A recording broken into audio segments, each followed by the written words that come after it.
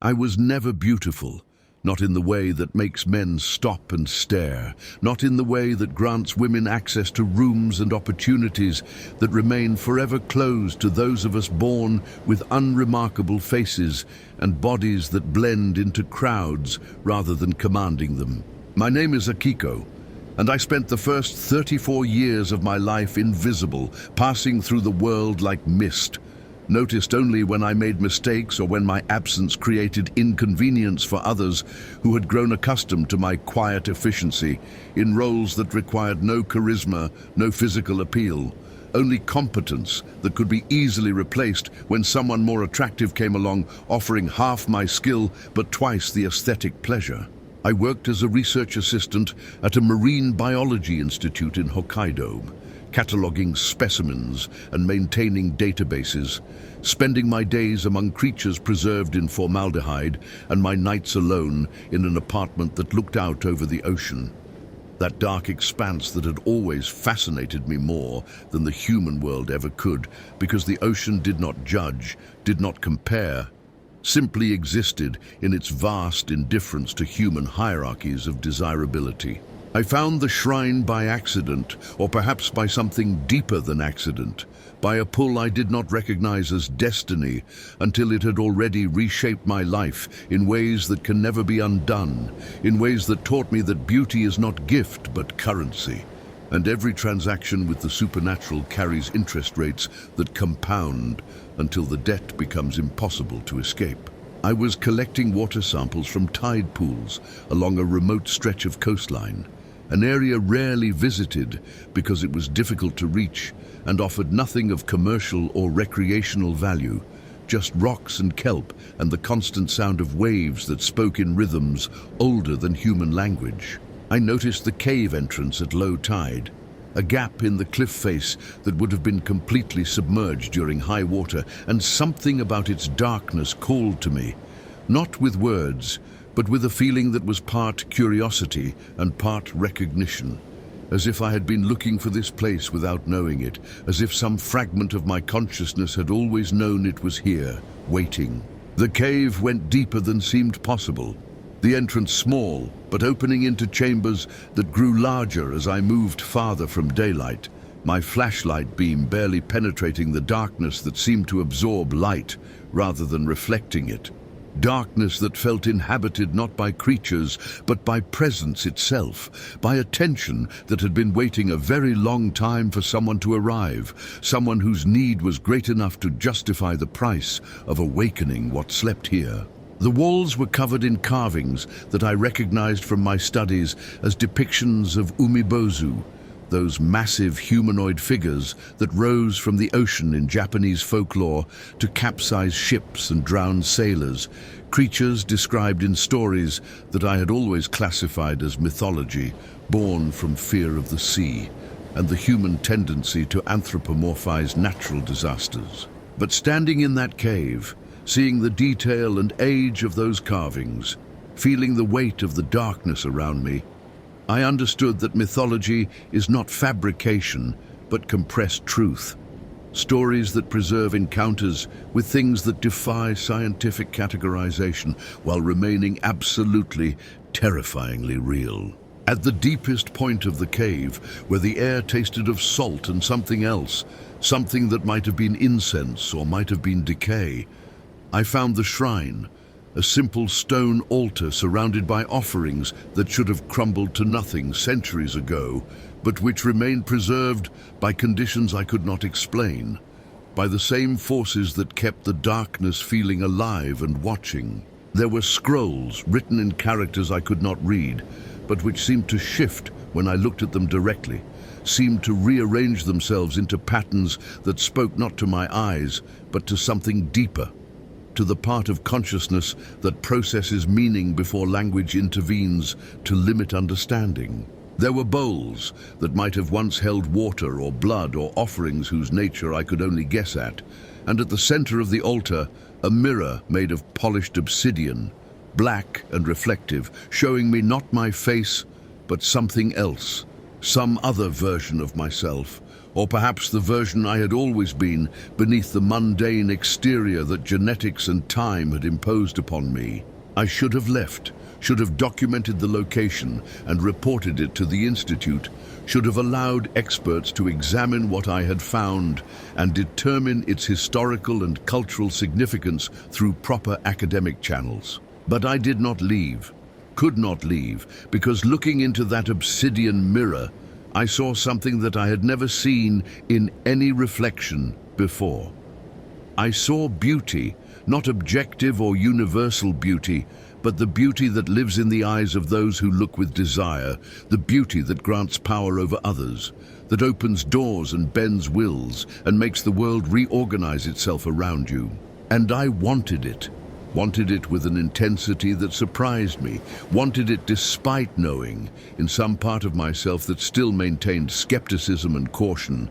that wanting something this desperately from a shrine dedicated to a creature of destruction and drowning was probably a transaction that would cost more than I could afford to pay. The ritual was inscribed on one of the scrolls, and I could read it suddenly, the characters becoming comprehensible, as if the act of wanting had granted me the ability to understand, as if my desire was the key that unlocked meaning from symbols that should have remained forever opaque. It required blood, which I provided with a small knife I carried for cutting sample bags, 3 drops falling into the bowl at the center of the altar, mixing with residue that might have been ancient offerings or might have been the medium through which the ritual transmitted power across the boundary between the material world and whatever realm the UMIBŌZU inhabited. It required words, which I spoke despite not knowing their meaning, syllables that felt wrong in my mouth, that tasted of deep water and pressure, and things that move in darkness beyond the reach of sunlight. And it required looking into the obsidian mirror while speaking those words, while offering my blood, while opening myself to whatever exchange was being proposed by forces that had waited in this cave for someone desperate enough or broken enough to accept their terms without understanding what those terms truly meant. The transformation was not instant, not visible in any way I could document or prove, but it was absolute. I walked out of that cave as myself, Akiko, the unremarkable research assistant. But when I returned to the institute the next morning, men looked at me differently, looked at me in ways they never had before, with attention that was not merely polite or professional, but charged with something else, something that made conversations last longer than necessary, that made them find excuses to be near me, to brush against me accidentally in hallways that had always been wide enough before. My supervisor, who had barely acknowledged my existence in the 3 years I had worked under him, suddenly began requesting my assistance with projects that required late nights in the lab, began confiding in me about his failing marriage, began looking at me with eyes that held need and confusion, as if he could not understand why he had never noticed me before. Why this woman who had been invisible had suddenly become the center of his attention. Perhaps you have wondered what it would be like to possess this kind of power, this ability to be seen and desired regardless of objective physical attributes. To become beautiful, not through genetic fortune or surgical intervention,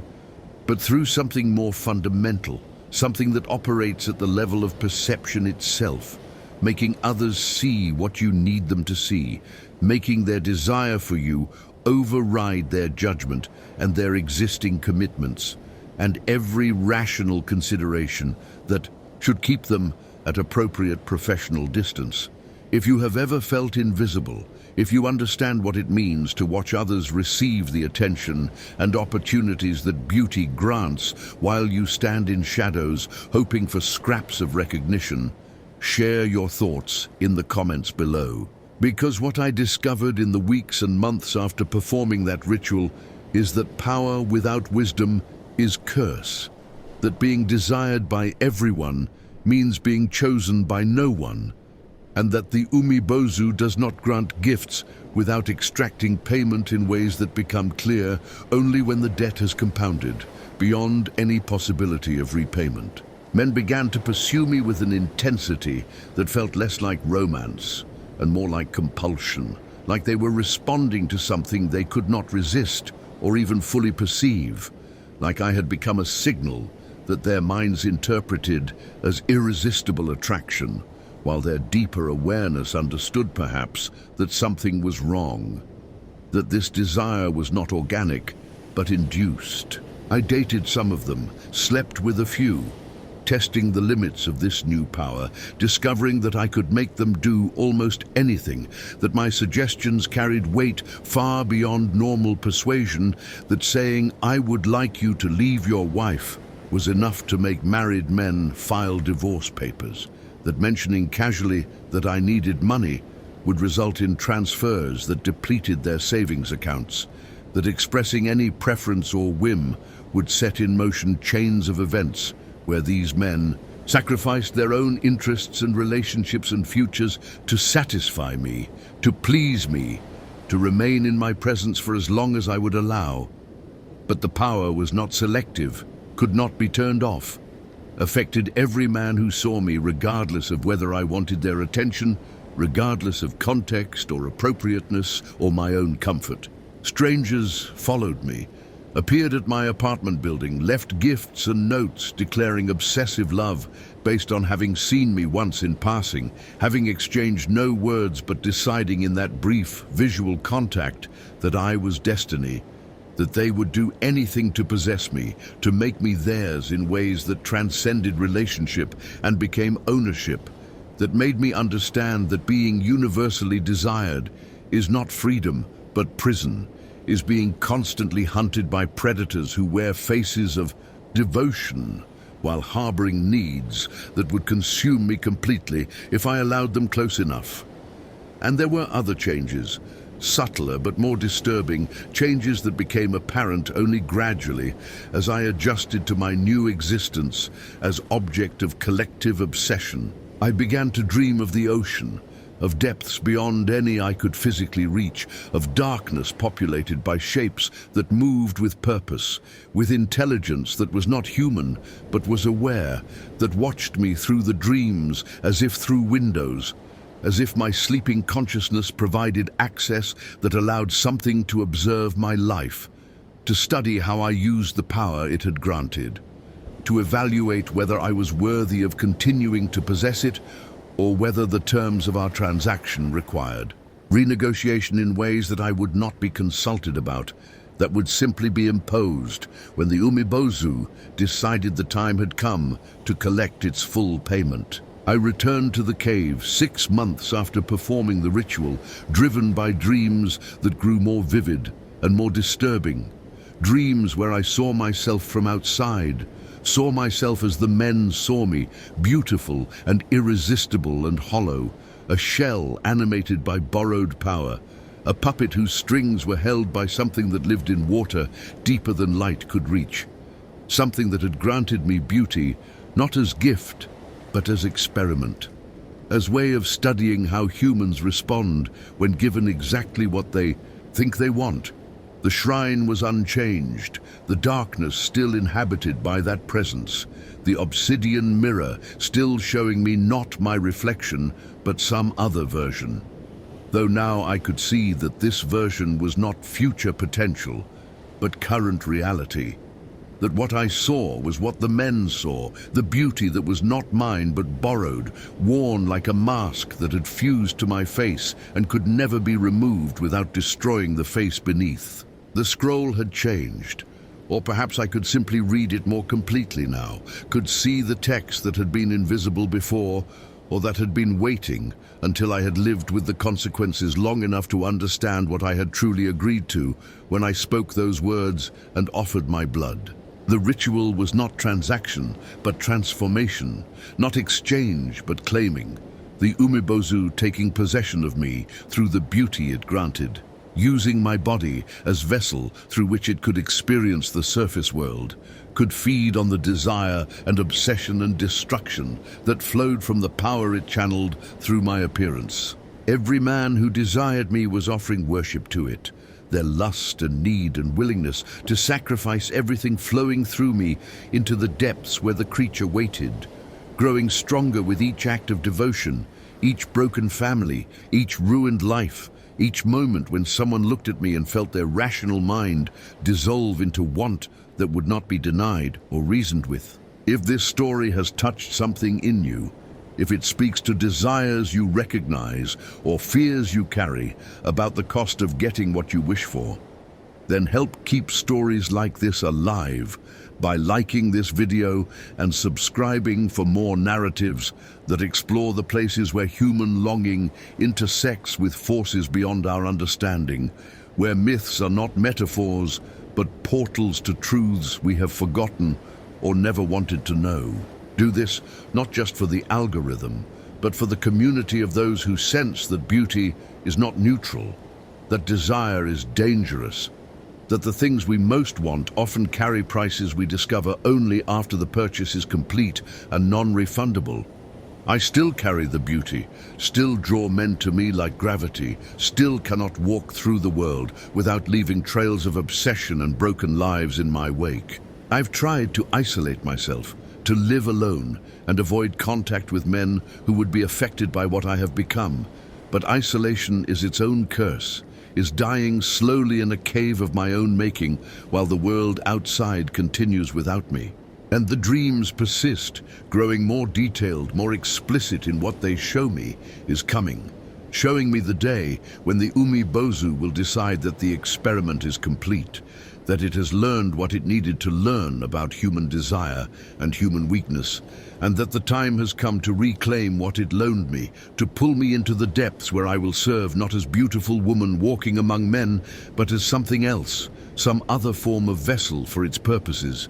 purposes I cannot comprehend, but which I understand will not include anything resembling mercy or consideration for what I hoped my life would become. I write this as warning and as confession, as testimony from someone who found the shrine and performed the ritual and gained the power of irresistible beauty, only to discover that beauty without substance is hunger that can never be satisfied,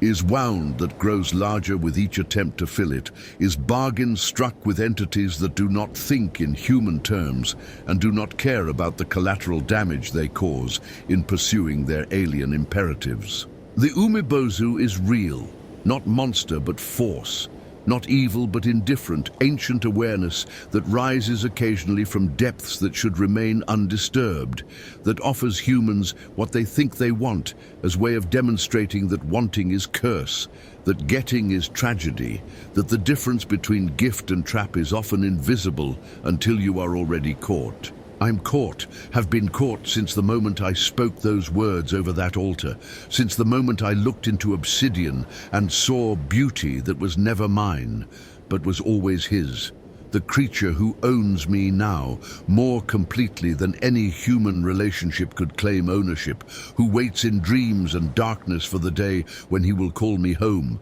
will pull me down into water that knows no surface, into beauty that exists where no eyes can see it, where desire has no meaning because there is nothing left to want and no one left to want it from, only eternal descent through pressure that crushes everything human until what remains is pure force, pure presence, pure incorporation into the mind of something that was old, when humans were still learning to fear the ocean, and that will continue long after the last human has forgotten why we built shrines in caves, why we made offerings to darkness, why we prayed to monsters and called it worship when it was really just negotiation, desperate attempts to buy safety from forces that never promised protection. Only power, only beauty, only the fulfillment of wishes. We should have known better than to speak aloud in places where ancient things are listening, are waiting, are patient beyond human comprehension. Because patience is easy when you measure time in epochs and count success, not in years, but in the slow accumulation of human souls who wanted something badly enough to pay any price, who discovered too late that some prices are paid in installments forever, that some bargains have no expiration date, that some beauty is not mask you wear but cage you inhabit.